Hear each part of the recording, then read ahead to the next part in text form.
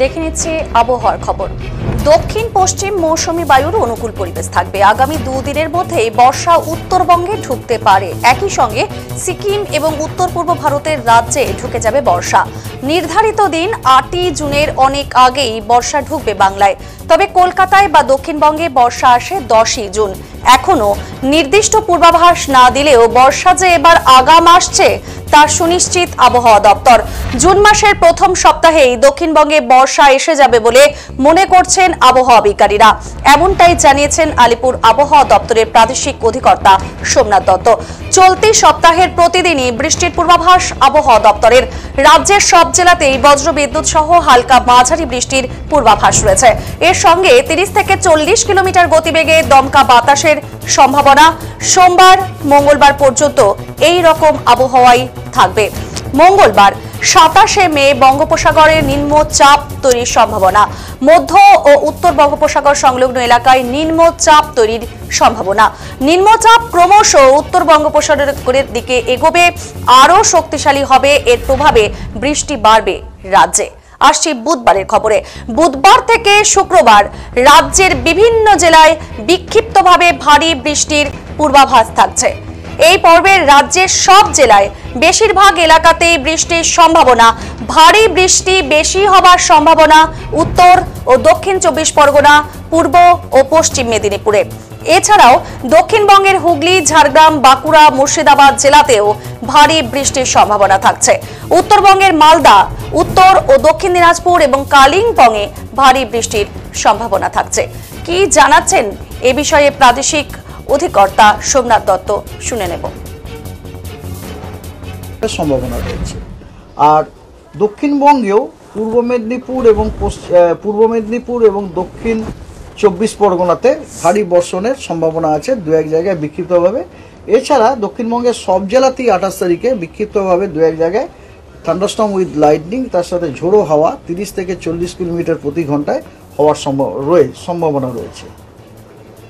29 তারিখে জলপাইগুড়ি এবং কোচবিহার এই দুই জেলাতে এবং তার সাথে দক্ষিণবঙ্গের ঝাড়গ্রাম, পশ্চিম এবং পূর্ব মেদিনীপুর, উত্তর এবং দক্ষিণ 24 পরগনা জেলাগুলোতে বিক্ষিপ্তভাবে ভারী বর্ষণের সম্ভাবনা রয়েছে।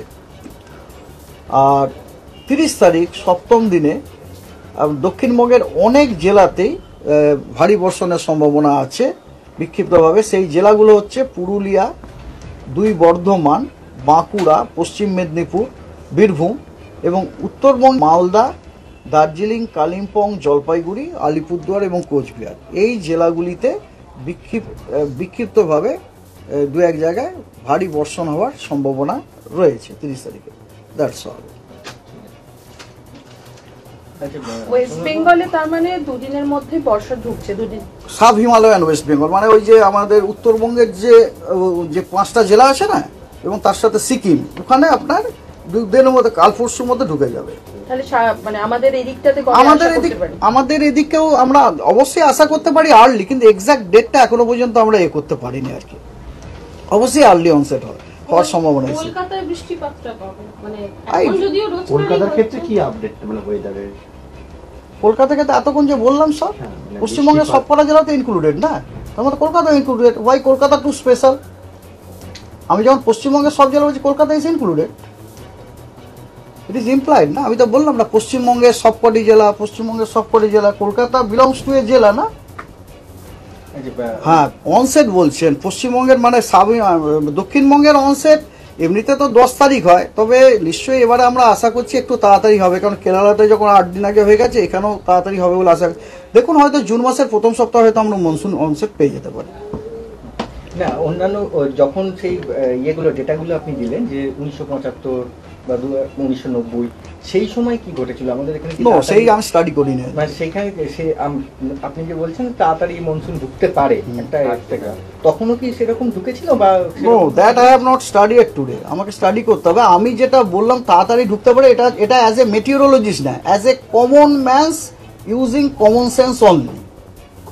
যে একটা ট্রেন যদি একটা স্টেশনে 2 ঘন্টা আর্লি পৌঁছে যায়, তাহলে পরের স্টেশনও হয়তো তাড়াতাড়ি চলে আসবে। যদি না মাঝখানে কোনো কারণে সিগনালে গাড়িটা আটকে যায়। জাস্ট একটা সাধারণ লোকের সাধারণ জ্ঞান ইউজ করে যেটা সেটাই আমি বললাম আর কি। কিন্তু আদারওয়াইজ ডিপার্টমেন্ট থেকে বা সাইন্টিফিক্যালি